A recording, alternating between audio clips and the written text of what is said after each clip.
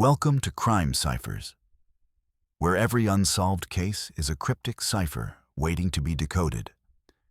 Each episode reveals chilling secrets hidden beneath layers of mystery and deception, shining light on crimes that baffle even the sharpest minds. If you believe truth is stranger than fiction, you're in the right place. Dive deeper into shadowy worlds where clues are scarce and puzzles deadly. We don't just tell stories. We decode the impossible, unravel the unexplained, and expose the truth behind America's most haunting mysteries. From encrypted messages left by killers to coded clues that stumped FBI agents for decades, we're here to crack what others couldn't. Ready to challenge your mind and haunt your dreams? Hit subscribe now, ring that notification bell, and join the Cipher family. Because some mysteries were never meant to stay hidden. Let's unlock the darkest secrets together, one cipher at a time. This is Crime Ciphers, where curiosity meets conspiracy.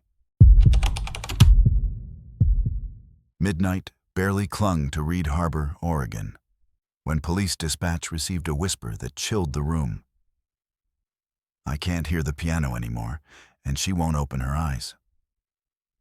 The caller's voice cracked yet sounded satisfied, like concluding unfinished business.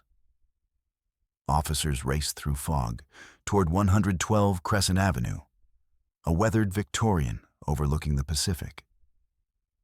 Inside, 17-year-old Natalie Reed lay sprawled beside her grand piano, wrists wrapped in crimson ribbons that trickled onto ivory keys, composing a chord the ocean echoed.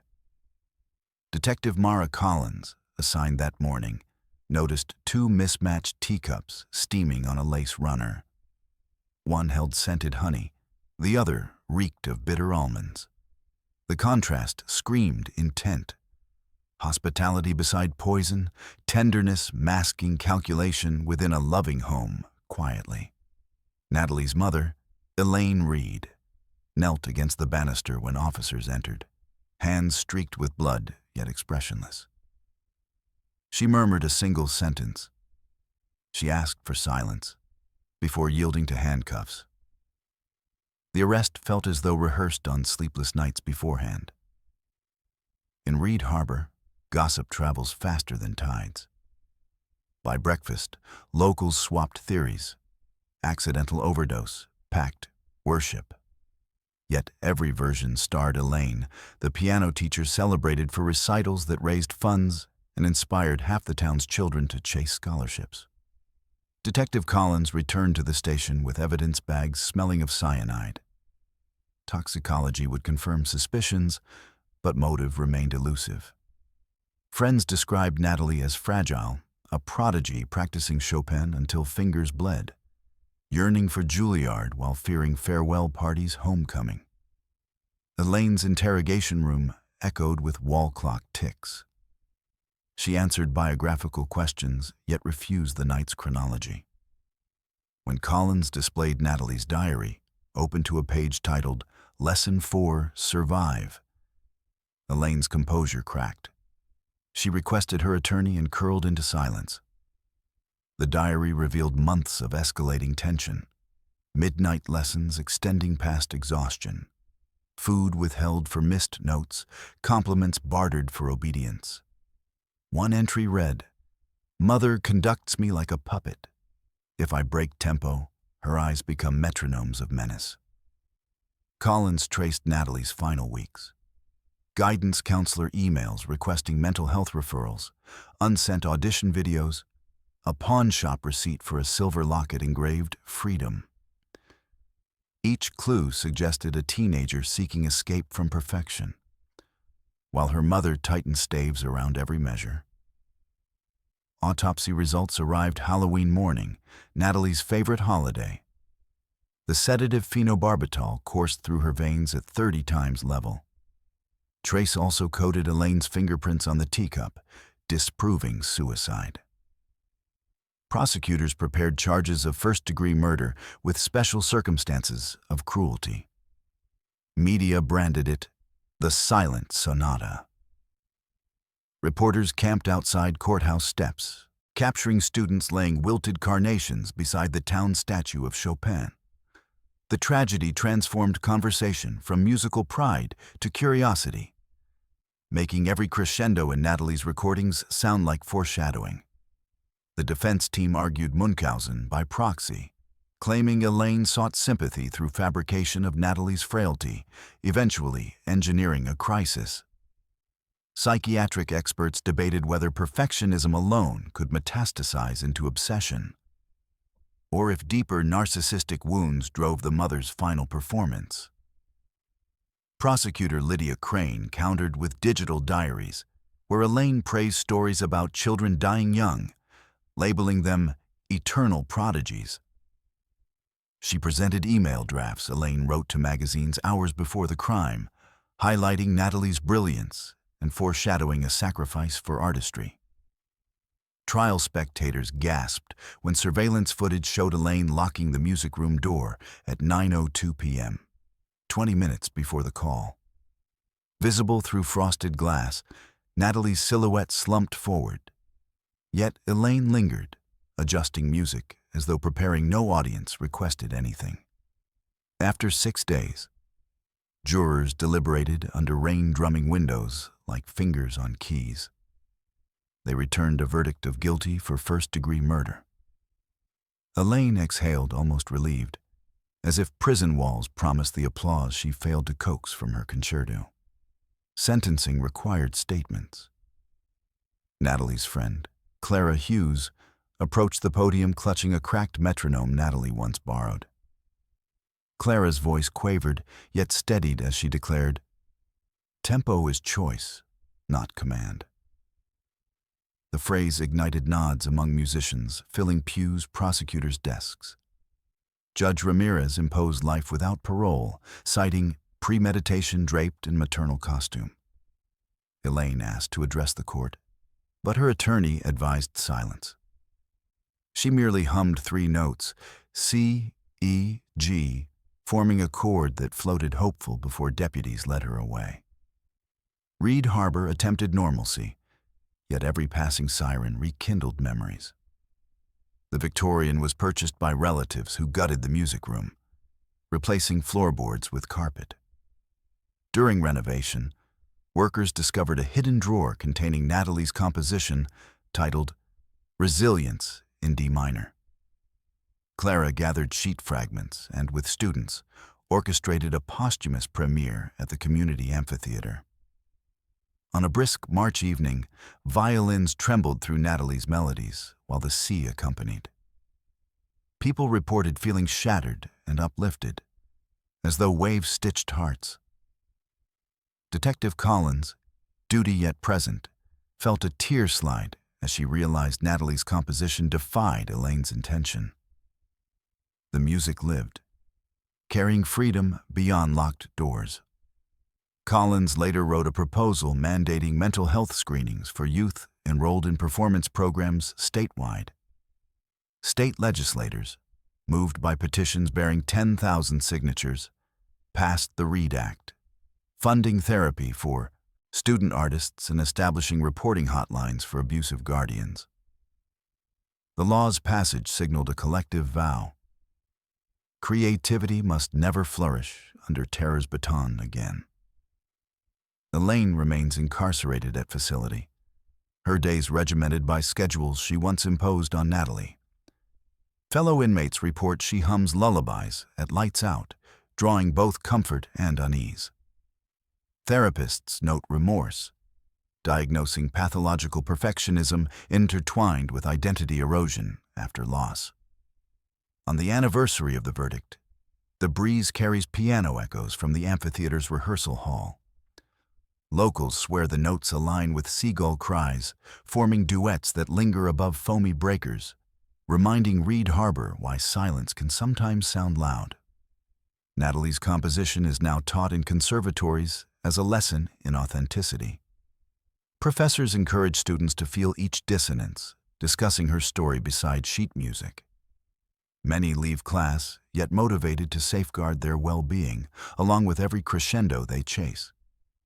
Detective Collins keeps a copy of the score above her desk, the margin marked with Natalie's reminder. Play for yourself. Whenever a new case arrives, Collins taps that frame, promising victims she will listen beyond words into melodies of distress. Visitors to Reed Harbor often photograph the coastal sunrise where Natalie once jogged, unaware of the story, admiring skies. Locals share the tale, stay quiet, gauging whether travelers crave beauty alone or can bear the discordant chords beneath horizons there. Every year, the library hosts Tempo Talks, inviting therapists and survivors to discuss pressure, ambition, and well-being. The event began modestly, yet now fills halls. That Natalie's echo turned tragedy into counsel, cautioning aspiring virtuosos to set metronomes to heartbeat. Elaine's appeal failed 2 years later. The judge wrote, "Art cannot excuse murder, nor can masquerade as mercy."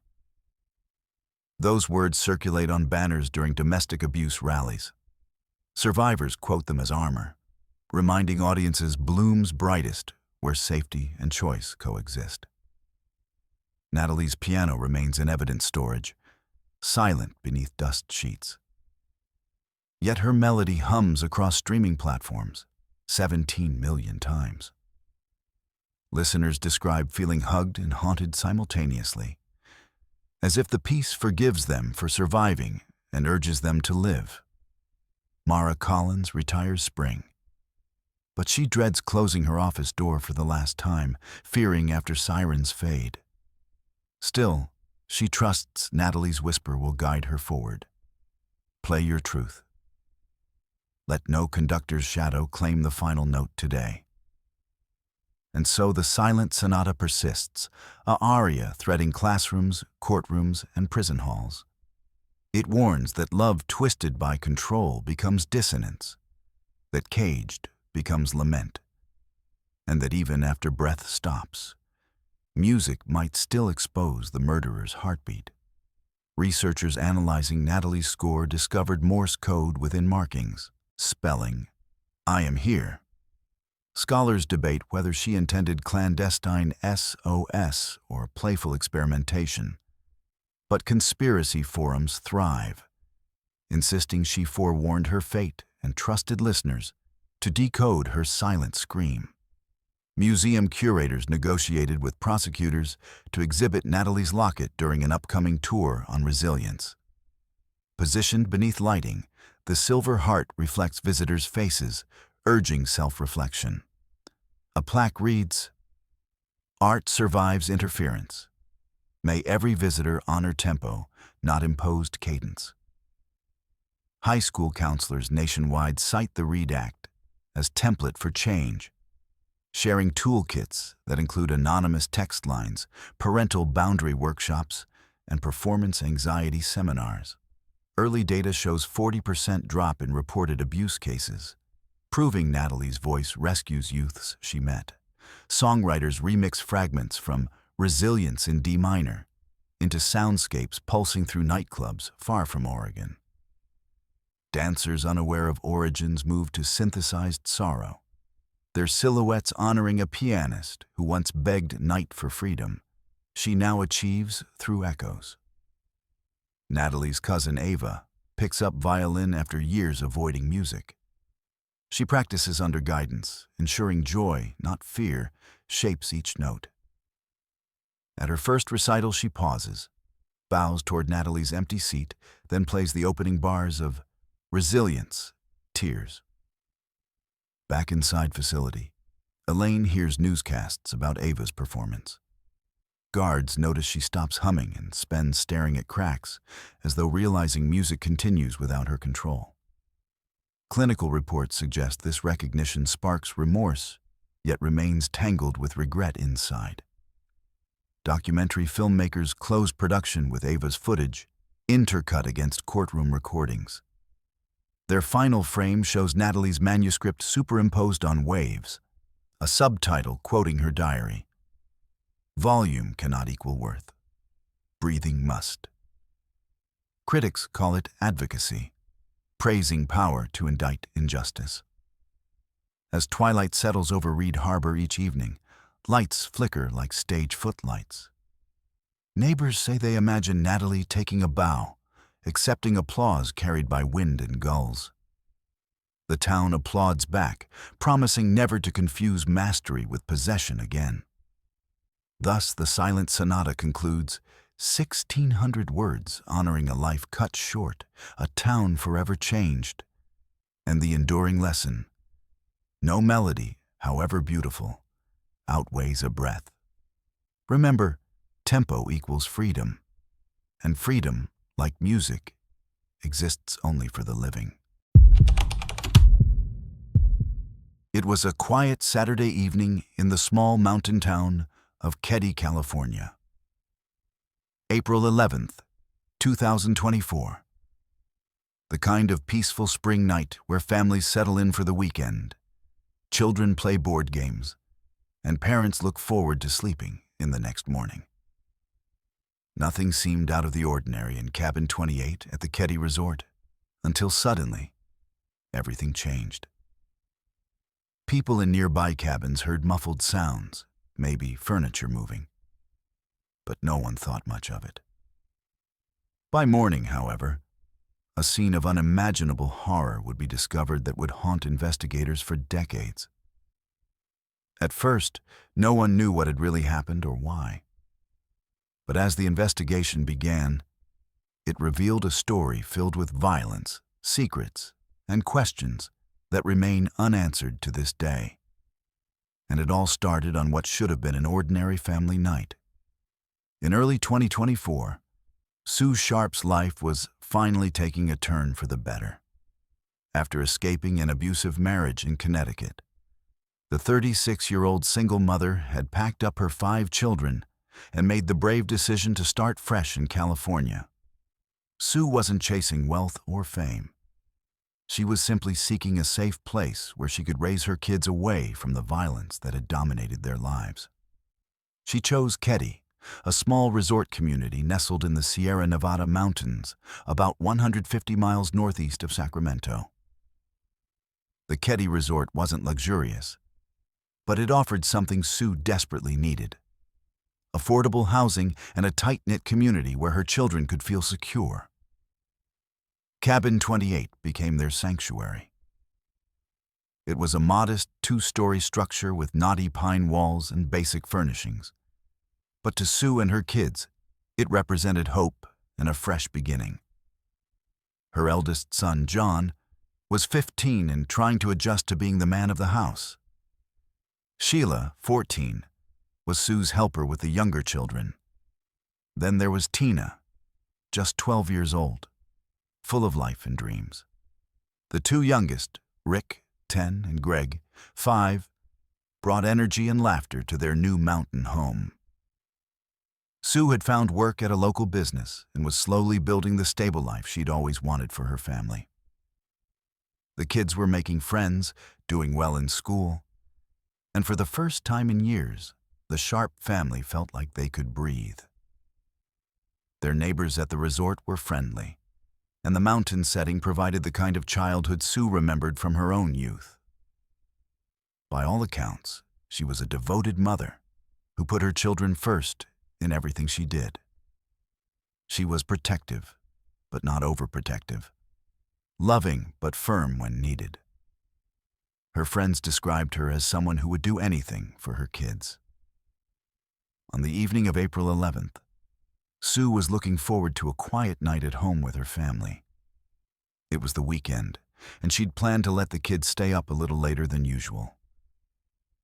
Earlier that day, 12-year-old Tina had asked if she could have a sleepover with some friends at a different cabin in the resort.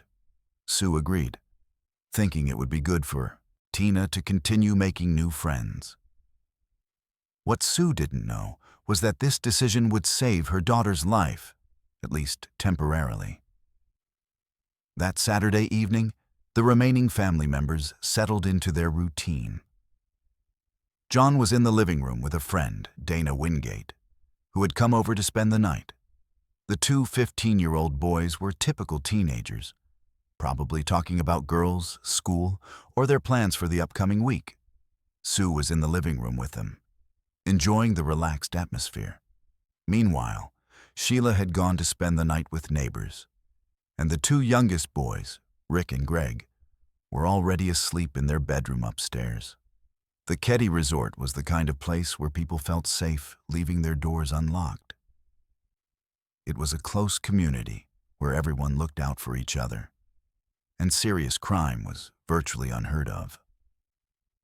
The cabins were spread out among tall pine trees, offering privacy, but also a sense of isolation that could be both peaceful and, as it would turn out, dangerous. Around 10 p.m., Sue, John, and Dana were still in the living room when their world changed forever. What happened next would become one of California's most notorious unsolved murders. Sometime between 10 p.m. and midnight, unknown intruders entered cabin 28. There were no signs of forced entry, suggesting the door may have been unlocked, or the killers were people the family knew and trusted enough to let inside. What followed was a scene of unprecedented brutality. Sue Sharp, her 15-year-old son John, and his friend Dana Wingate were attacked with what investigators later determined were multiple weapons, including hammers and knives. The violence was so severe that it shocked even veteran homicide detectives. This wasn't a quick killing or a crime of passion. It was prolonged, methodical, and cruel. When investigators arrived the next morning, they found Sue bound with electrical cord and tape. She had suffered numerous blunt force trauma injuries and stab wounds. The boys had fought desperately for their lives, as evidenced by defensive wounds and the chaos in the living room. Furniture was overturned, blood was splattered across the walls and ceiling, and it was clear a tremendous struggle had taken place. Remarkably, 10-year-old Rick and 5-year-old Greg slept through the entire attack upstairs. The next morning, they woke up, came downstairs, and discovered the horrific scene. It's impossible to imagine the trauma these young boys experienced, finding their mother and brother murdered in their own living room. They ran to a neighbor's cabin for help, and that neighbor immediately called the police. When Sheila Sharp returned from her sleepover that Sunday morning, she found the cabin surrounded by police cars and investigators. Her world had been turned upside down in a single night. The girl who had left for a fun sleepover with friends came home to discover that her mother and brother were gone forever, and her two younger brothers were now traumatized witnesses to unimaginable horror. As officers began collecting evidence, they quickly realized this was no random break-in. Nothing of value had been stolen from the cabin. Sue's purse was untouched, and there was no evidence of robbery. The attack had been personal and targeted. But who would want to hurt a single mother and her children who had only lived in the community for a few months? Early in the investigation, detectives considered several theories. Perhaps it was connected to Sue's abusive ex-husband back in Connecticut, though he had an alibi. Maybe it was related to local drug activity, as some residents of the resort were known to use drugs. Or it could have been connected to local conflicts Sue wasn't even aware of. Several months later, in December 2024, investigators made a disturbing discovery. Tina Sharp's remains were found in a remote area about 50 miles from Keddy. The 12-year-old girl who had been at the sleepover and wasn't present during the initial attack had apparently been abducted from wherever she was staying and murdered. This revelation changed the entire scope of the case. The killers hadn't just committed a triple homicide. They had returned to eliminate what they believed was a potential witness. The investigation revealed several suspects over the months following the crime, including local residents with criminal histories and connections to the drug trade. There were reports of suspicious individuals seen in the area around the time of the murders. Some witnesses came forward with information about arguments and threats. but nothing concrete enough to make arrests. One particularly disturbing aspect of the case was the level of violence used against the victims. This wasn't the work of someone killing out of panic or fear. The methodical nature of the attack suggested the killer or killers had planned this carefully and wanted to send a message. But what message? And to whom? For months, the case remained cold. The surviving Sharp boys, Rick and Greg, struggled with the trauma of that night and the loss of their family.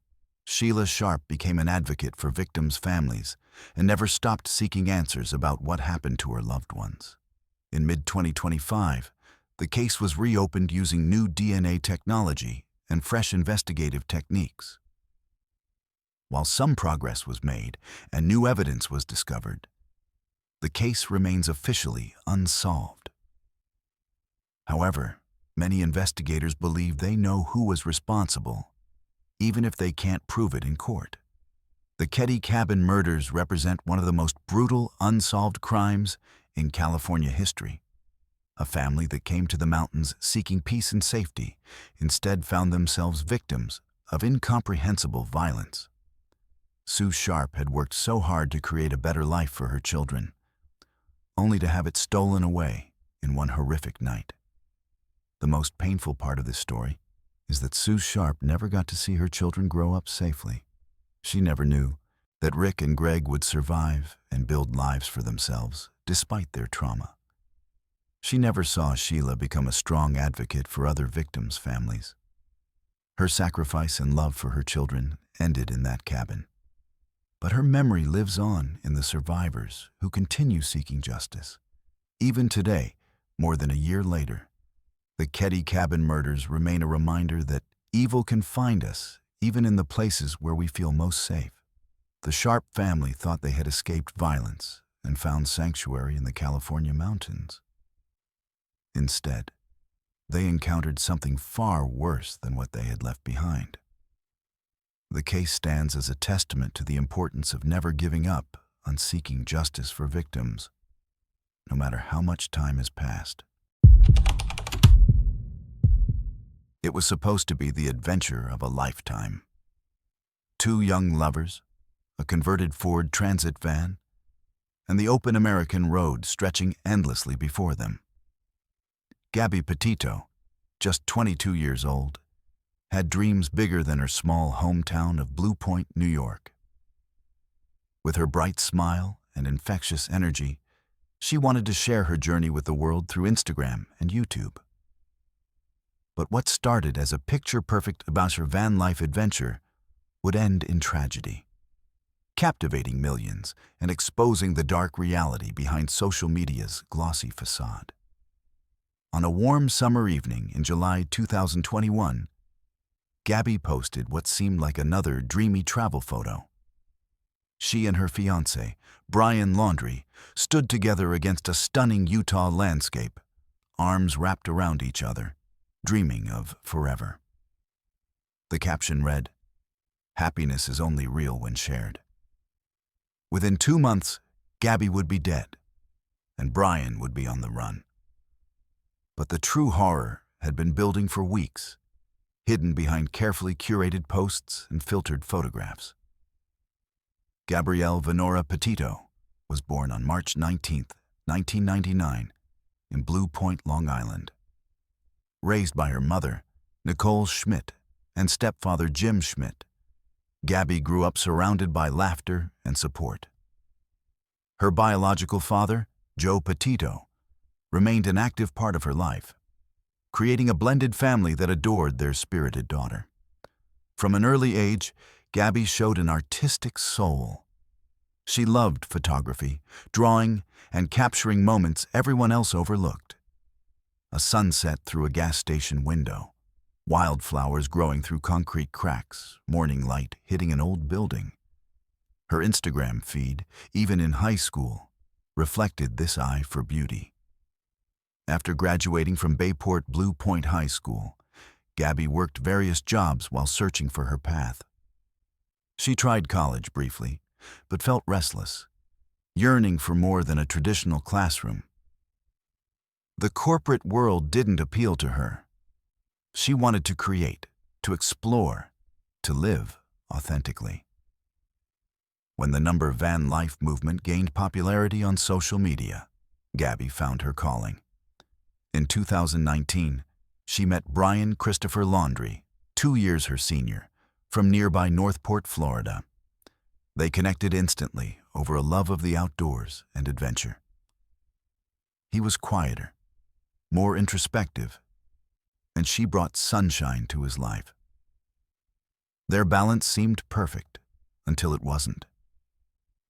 Gabby became part of the Laundrie family, welcomed by his parents Christopher and Roberta Laundrie at holidays and weekend camping trips. To the outside world, they seemed like the perfect young couple. Adventurous, creative, deeply in love. In July 2020, Brian proposed, and Gabby said yes. They began planning not just their wedding, but their life together.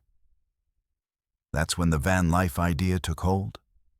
They would convert a van, travel across America, document their journey, and build a following as travel influencers. The plan felt perfect. A seamless blend of love, adventure, and creativity. By early 2021, they purchased a white 2012 Ford Transit van and spent months converting it into their mobile home. Gabby documented every step on Instagram, showing followers the cozy bed platform, small kitchenette, storage solutions, and decorative touches that made the tiny space feel like home. Engagement soared as followers eagerly awaited their cross-country adventure. On July 2nd, 2021, Gabby and Brian set off from New York with plans to visit national parks across the western United States. Their route included Kansas, Colorado, Utah, and Wyoming, with stops at landmarks like Arches National Park, Bryce Canyon, and the Grand Tetons. Initially, everything seemed perfect. Gabby's feed overflowed with stunning photos, the van silhouetted against dramatic sunsets, the couple hiking through red rock canyons, Gabby's bright smile framed by majestic mountains. Her captions were upbeat and inspirational, often quoting adventure and freedom. Yet social media only told half the story. The first public sign of trouble came on August 12, 2021, in Moab, Utah. A 911 call reported a domestic dispute involving the van. Police body cam footage later revealed what happened.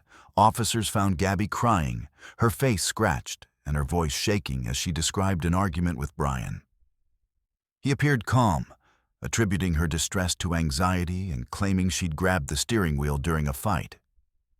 Following protocol, officers separated the couple overnight, but crucially classified Gabby as the aggressor, citing scratches on Brian's arms. Domestic violence experts later identified this as a textbook misunderstanding. Gabby's tears and fear were signs of abuse, while Brian's calmness masked his controlling behavior. That night, she stayed in the van. He spent the night in a hotel. The next day, they continued their journey as if nothing had happened. Gabby posted sunrise photos from Dead Horse Point State Park, her captions brimming with optimism. But insiders noticed posts growing less frequent, captions shorter. Gabby's last confirmed Instagram post came August 25th from Ogden, Utah. A cheerful photo of her holding a small pumpkin outside a local market bore the caption, "Happy Halloween." The forced cheer struck many followers as eerily prescient. On August 27th, a sunset photo from Grand Teton National Park appeared on her feed, but digital forensics later suggested someone else posted it. The style and metadata didn't match Gabby's past posts. That same day, Gabby's texts to family grew odd. Her final confirmed message to her mother read, "Can you help Stan? I keep getting his voicemails and missed calls." Gabby always called her grandfather Papa, not Stan. Her mother instantly sensed something was wrong. Fellow travelers at a Jackson, Wyoming restaurant saw Brian arguing with staff while Gabby sat withdrawn. It was the last time anyone reliably saw her alive. On September 1st, Brian returned alone to his parents' home in Florida, driving Gabby's white van. When neighbors asked, his family remained silent. For 10 days, Brian lived normally. Bike rides with his dad, yard work with his mom, while Gabby's family grew frantic. Calls and texts went unanswered. On September 11th, exactly 10 days after Brian's solo return, Gabby's parents officially reported her missing to Suffolk County Police. The multi-state case was transferred to the FBI, sparking an unprecedented social media manhunt. Our Find Gabby Petito trended worldwide. Amateur sleuths dissected every post, timestamp, and background detail. True crime YouTubers theorized non-stop.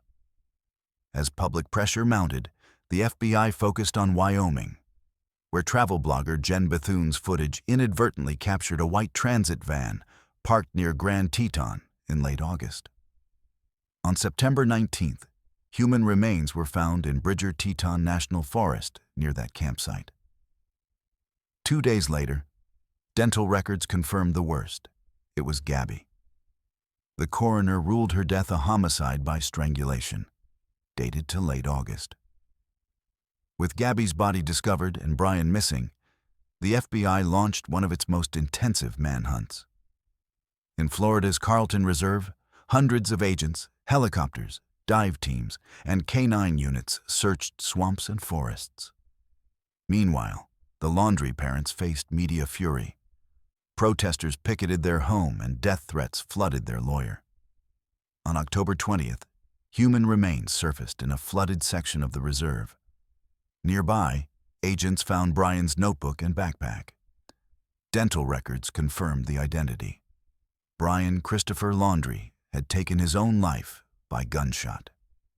In January 2022, the FBI closed the case after recovering Brian's handwritten confession near his remains. He claimed he killed Gabby in a mercy killing after she suffered an injury, an explanation experts dismissed as an abuser's final justification. Gabby's death sent shockwaves through social media and van life communities. Her family founded the Gabby Petito Foundation to support missing persons' families and combat domestic violence. The case also sparked debate over media bias. The term missing white woman syndrome emerged to describe disproportionate coverage of Gabby's disappearance versus cases involving people of color. For millions who followed her journey, Gabby's story remains a cautionary tale. Behind the perfect posts and smiling selfies can hide danger and despair. She was just 22 when her dream turned deadly, murdered by the person she trusted most. But her legacy endures. Her voice, amplified by a global audience, continues to raise awareness about domestic violence, the limits of social media, and the importance of believing survivors. The open road that once promised freedom became her final prison. Yet her story still travels, urging others to recognize the warning signs before it's too late. Gabrielle was 22 when she zipped the side door of a white Ford Transit van, waved to her family in Blue Point, New York, and set off with her fiancé, 23-year-old Brian, to chronicle a number sign van life trip around the American West. Every post that followed showed desert sunsets, campfire coffee, and barefoot walks on red rock, convincing thousands that the couple's 4-month journey, begun 2 July 2021, was joy. Behind each image were quarrels over money, roots, and Brian's growing possessiveness. Tensions friends sensed in brief calls, Gabrielle cut short with forced laughter. She told her mother it was just stressful, blaming altitude and Wi-Fi for sudden silences, though her texts shrank to brittle, rehearsed lines. Brian, managing their Instagram captions, reassured worried relatives while controlling Gabrielle's phone when strangers asked to photograph them. The disconnect between glowing content and bruised reality turned the country's most watched travel feed into a cautionary tale of digital masking. On 12 August 2021, a 911 caller in Moab, Utah, reported seeing a man slap a woman outside a grocery, then chase her toward a white van with Florida plates. Officers stopped the van near Arches National Park. Body camera footage showed Gabrielle in tears, tugging her sleeves, while Brian joked about OCD tendencies triggering the dispute. Police separated them for the night, filed no charges, classifying it as a mental health episode despite Brian's scratches and Gabrielle's bruises. An internal review later said officers missed lethality cues, like Gabrielle's strangulation gestures and questioning. The traffic stop, streamed worldwide after her disappearance, became a case study on minimizing intimate partner violence. Gabrielle phoned her mother afterward, saying, "We're back together. Everything's good." Her voice so small her mom wrote, "She sounds scared." A note reread in court months later. For 2 weeks, the travelogue jumped northward. Bryce Canyon, Capitol Reef, Mystic Hot Springs, each tagged with pastel emojis and captions copied from travel brochures. Photographs hid bruises under sweatshirts. Followers celebrated aesthetics without noticing Brian's shadow looming over Gabrielle's left shoulder, jaw clenched, claiming space in every frame. On August 24th, they left a Salt Lake City hotel after an argument about money running out, then drove north toward Wyoming's Grand Teton National Park. On 25th August, Gabrielle posted her final Instagram photo. Smiling, hair in tight braids, holding a crocheted pumpkin in front of a butterfly mural in Ogden, Utah. A photo taken days earlier, suggesting scheduling to keep illusion of spontaneity. Witnesses recalled a grim 27th August scene at Mary Piglet's Tex-Mex in Jackson, Wyoming, where Brian berated staff while Gabrielle stood outside, apologizing through tears, visibly shaking. Around 2:13 p.m., Whole Foods security cameras caught her alone, buying hummus and granola. The last verified images of Gabrielle alive. Investigators believe she was killed later that evening at Spread Creek campsite, 30 miles away, where Brian's phone pinged near 8:30 p.m. A tourist's dash cam filmed their idle white van beside Lodgepole Pines. The FBI timeline concluded Brian struck Gabrielle's head and neck with a blunt object, then strangled her, injuries confirmed by Teton County coroner.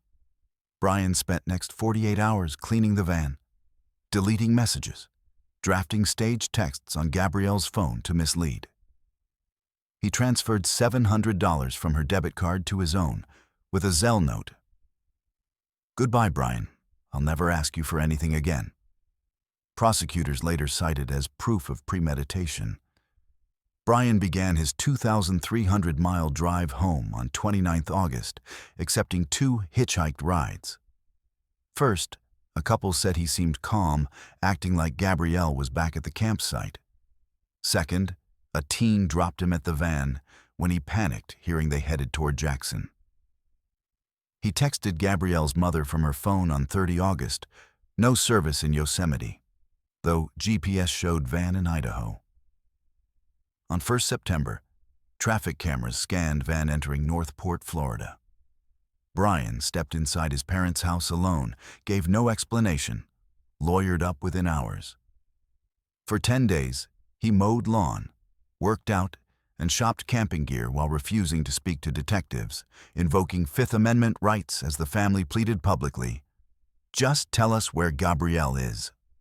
On November 11th, Gabrielle's mother filed a missing person report sparking multi-state search amplified by TikTok sleuths dissecting Moab body cam and flagging obscure campsite footage.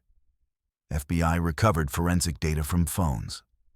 On 15 September, Northport police named Brian person of interest, but no warrant issued. 2 days later, Parents reported him missing, claiming he left for solo hike 13th September with backpack and didn't return. With swamps swallowing footprints and alligators patrolling, search teams used airboats, drones, cadaver dogs across 25,000 acres, spending nearly $2 million taxpayers' dollars.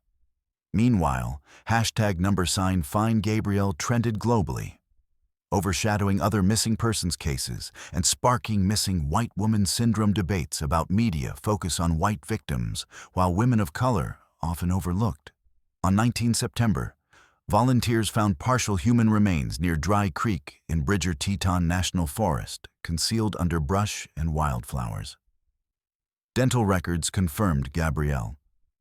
Coroner's report noted manual strangulation and blunt force trauma, estimating death 3 to 4 weeks prior, aligning with 27th August timeline. Candlelight vigils lit coast to coast. Strangers mailed blue butterfly ornaments, Gabrielle's favorite, to parents' mailbox, filling 5 storage bins in 2 days. Reporters camped outside Brian's family home, photographing his father mowing lawn while ignoring shouted questions about Brian's whereabouts. On September 22nd, U.S. District Court in Wyoming issued federal warrant charging Brian with unauthorized use of Gabrielle's debit card, finally giving authorities grounds to arrest if found. Swamp search dragged on. On October 20th, Brian's backpack, notebook, and .38 caliber revolver surfaced in Myakkahatchee Creek Environmental Park after water receded. Nearby skeletal remains confirmed by dental comparison ended manhunt. Medical examiner ruled suicide by single gunshot to head shortly after he left home. Notebook, water-damaged but legible, contained confession. Brian wrote, Gabrielle slipped, hit her head, and begged him to relieve pain, a claim dismissed by investigators based on violent autopsy findings.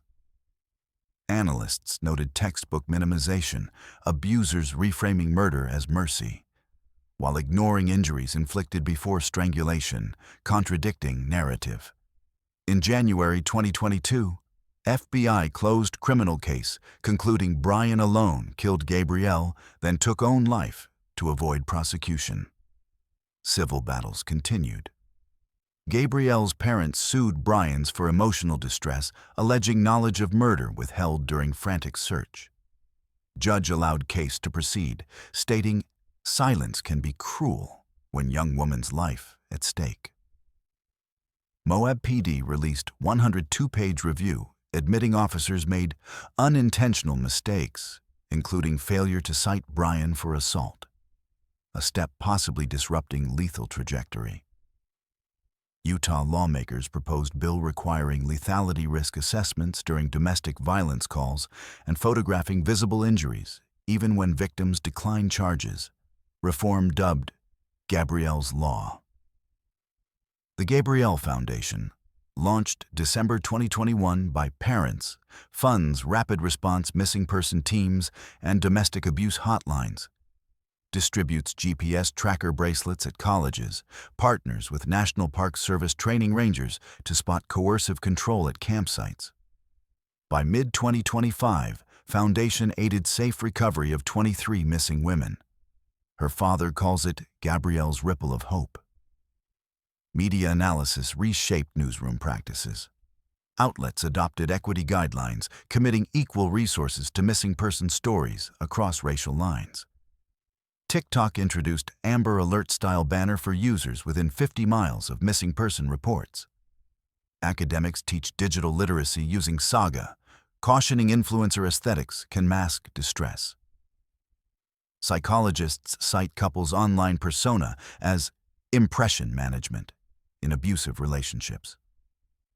Netflix 2024 documentary American Murder Gabrielle stitched cell phone, police videos, and court testimony into real-time narrative, becoming platform's most watched true crime debut, sparking international discussions about intimate partner homicide and ethical lines between awareness and exploitation.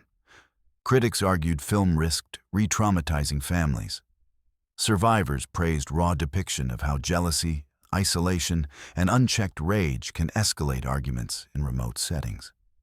At Spread Creek's site, small wooden bench faces Tetons engraved with Gabrielle's mantra, "Let it be." Surrounded by smooth stones painted with butterflies, pumpkins, quotes about wandering souls finding peace. Visitors leave Polaroids of road trips, promises to travel safely, handwritten vows to intervene when friends whisper discomfort about controlling partners. Gabrielle's Instagram remains frozen at 1.2 million followers. Each comment a digital candle flickering beneath final photo. Crocheted pumpkin now symbol as recognizable as yellow or pink ribbons. In Northport, parents hold monthly support circles where victims read texts once dismissed as just him being stressed, transforming hindsight to foresight. Law enforcement academies screen Moab body cam in every new recruit class, pausing where Gabrielle apologizes for being mean, illustrating victims often blame themselves. This tragedy exposes universal vulnerability, the gulf between how love looks online and how fear sounds in private moments. It reminds us bruises hide beneath filters, and silence in passenger seats can echo louder than screams. Each milestone, state laws, foundations, training protocols, stands as promises carved from heartbreak that Gabrielle's death won't be in vain. Vigilance, empathy, intervention can rewrite futures before they end on lonely trails. What could have been done differently? How can we better recognize the signs of abuse hiding behind social media perfection?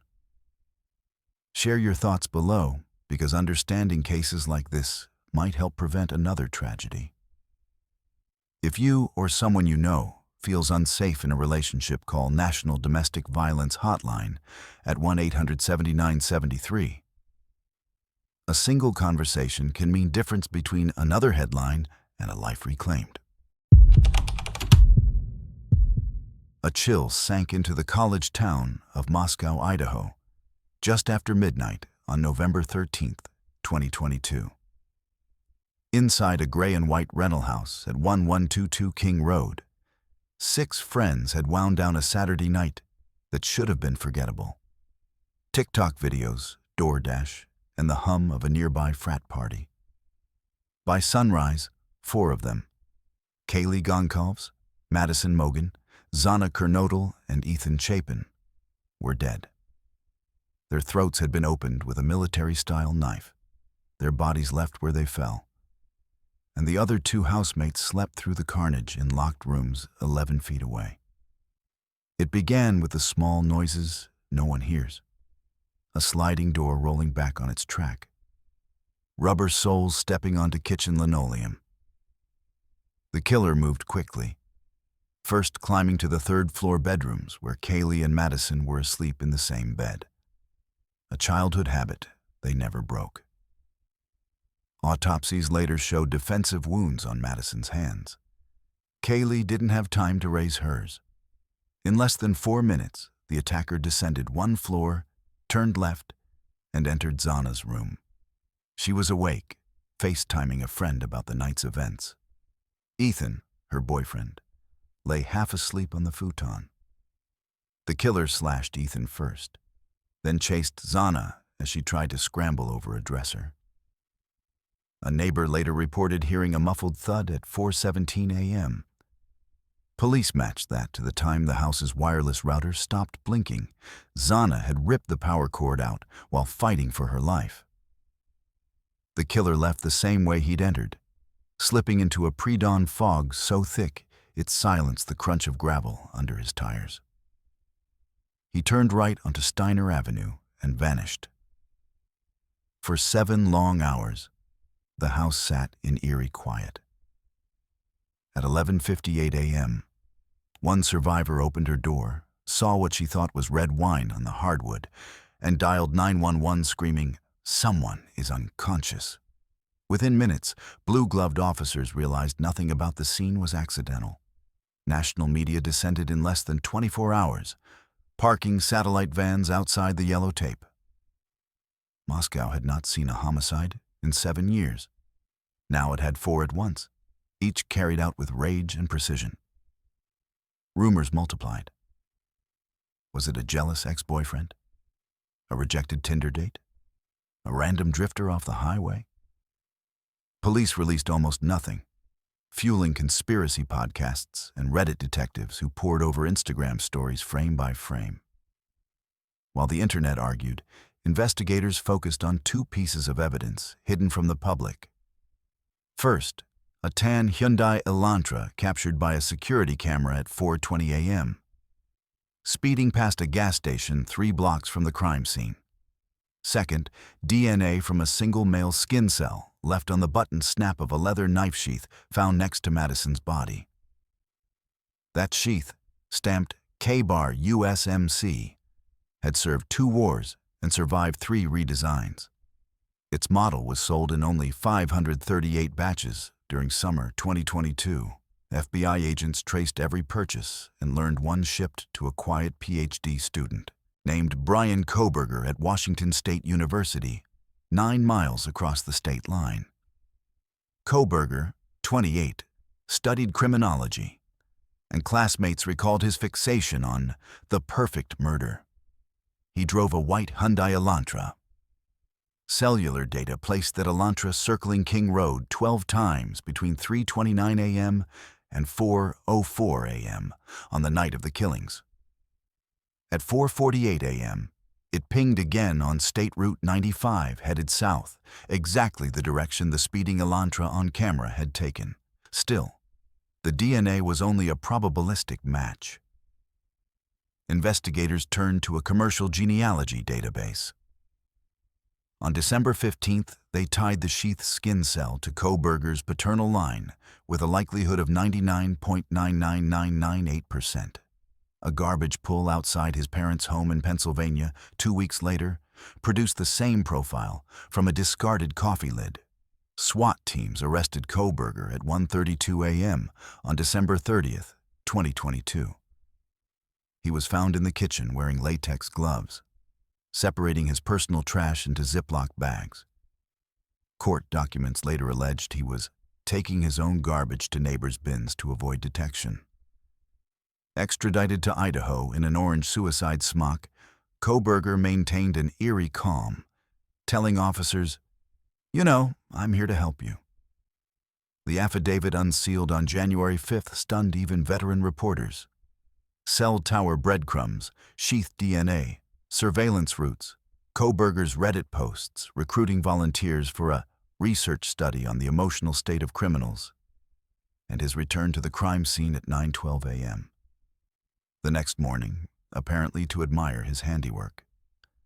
Moscow residents who had slept with kitchen knives under their pillows finally exhaled. But only a little. The trial was still ahead, and Idaho allows the death penalty. Prosecutors soon added another chilling detail. Weeks before the murders, Kohberger allegedly followed Kaylee's Instagram profile, liking every photo she posted, but never once interacting. Digital forensics showed he had parked outside the King Roadhouse at least a dozen times, his phone off each visit except one accidental ping.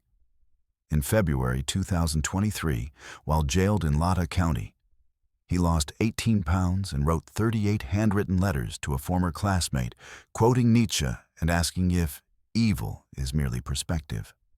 The defense argued that the sheath DNA was a single-source sample prone to error, and that cell data proved only that Kohberger's phone, not necessarily Kohberger, traveled near the house. They floated an alibi. He was driving around to see the moon over the mountains, a habit to calm his lifelong insomnia. Prosecutors countered by entering security footage showing the Elantra's distinctive missing front license plate, illegal in Washington, but not Idaho, matching Kohberger's car exactly. On June 26, 2023, Judge John Judge set the trial for October 2024, but discovery battles over 51 terabytes of digital evidence forced 3 delays. In January 2025, the courtroom finally filled. Kaylee's mother, clutching her daughter's phone, Madison's father wearing her silver necklace, Zana's sister holding Ethan's blue baseball cap. They listened as prosecutors outlined a narrative of obsession, academic detachment, and homicidal curiosity. The most unnerving testimony came from a surviving housemate who, at 4:17 a.m., opened her door after hearing whimpers. She saw a tall man in black with bushy eyebrows walk past her toward the sliding door. He didn't rush, didn't speak. He merely placed a gloved finger over his lips in a silent command before disappearing into the night. For 18 months, she had repeated that image in nightmares. Now she repeated it on the stand. Kohberger never glanced at her.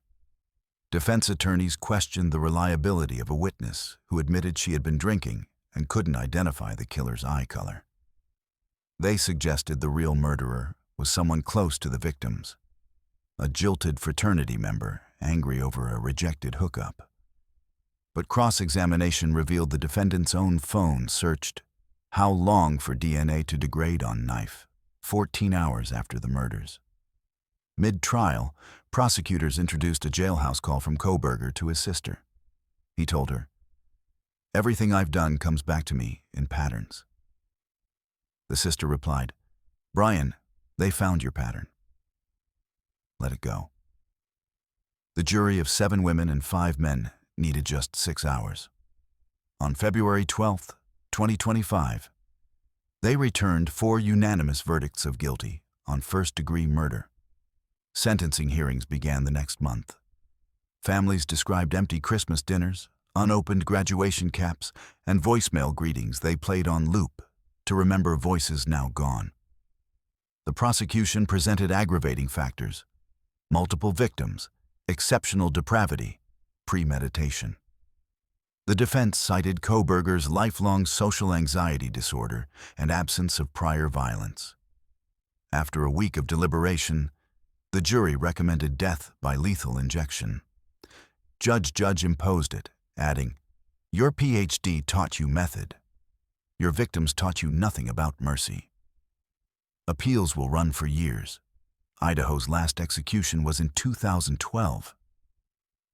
Yet even as legal processes grind on, Moscow has changed. The King Roadhouse was demolished in December 2023. A memorial garden will replace it, designed by architecture students who once shared classes with the victims. Porch lights along Greek Row now burn until dawn, a silent pact among students who once left doors unlocked without a thought. Some mysteries linger. Prosecutors never located the murder weapon. The digital genealogy technique that cracked the case faces Supreme Court scrutiny over privacy concerns. And in a sealed proffer, Kohberger hinted at more truths never uncovered, suggesting, without proof, that he had attempted other attacks that failed. But 4 undeniable facts remain, etched on black granite tiles soon to be laid in Friendship Square. Kaylee Marie Goncalves, 21. Madison May Mogan, 21. Zana Kernodle, 20. Ethan Chapin, 20. Lives bright with possibilities, futures severed in 13 violent minutes, November 13th, 2022. Their story belongs to the brief window between pandemic isolation and graduating hope. A reminder that even in the safest college towns of 21st century America, terror can slip through an unlocked sliding door, carve through laughter, and vanish before the sun comes up. Thank you for diving deep into the mysteries with Crime Ciphers. If you enjoyed this decode, please remember to like, share, and subscribe for more chilling cases unlocked every week. Stay curious, stay vigilant, and keep unraveling secrets hidden deep within the shadows. Until next time, keep your mind sharp and your eyes open. This is Crime Ciphers signing off.